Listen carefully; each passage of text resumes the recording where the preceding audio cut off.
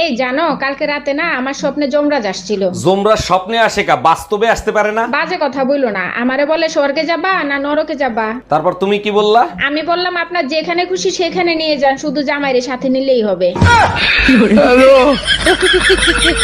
অরুণ ভাই, আপনার ভাই প্রায় আমার বোনকে নিয়ে ফুসকা খাওয়ায়, এর বিচার আমি চাই। বলেন কি ভাবি, তা আপনি ফুসকা খাওয়াইতে কয়দিন দেখছেন? আজকেরটা নিয়ে 3 দিন, তাই বিচার দিতে আসলাম। ভাই রোমিও, ফুসকার প্লেট কত করে নিছে? অরুণ ভাই স্পেশাল ফুচকা খাওয়াইছি 100 টাকা প্লেট। আচ্ছা ভাবি, আপনি এক কাজ করেন, 300 টাকা দেন। সব কাপড় চোপড় নোংরা, কার বালছেরো ঘরে বসে? একদিন কাপড় কাচিনি তার জন্য এত কথা, আজকেই বাপের বাড়ি চলে যাব। আরে যা, কে বারণ করছে তোরে? হ্যালো মা, তোমার জামাইয়ের সাথে ঝগড়া হয়েছে, 6 মাসের জন্য তোমাদের কাছে আসতেছি। অন্যায় করছে জামাই, সাজা দিবি জামাই রে, আমাদের দিবি কেন?